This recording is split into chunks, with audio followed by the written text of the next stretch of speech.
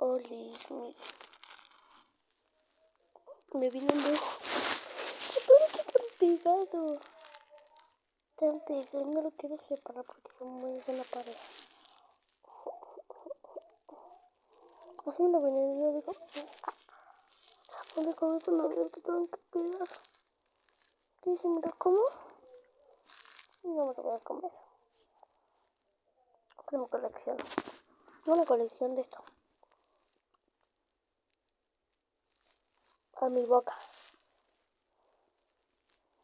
Todos son iguales.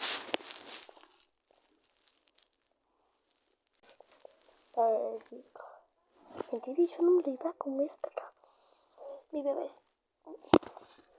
Cuando voy a guardar. Por si esto vale oro.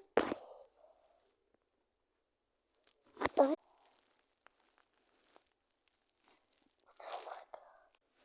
Ay, ay.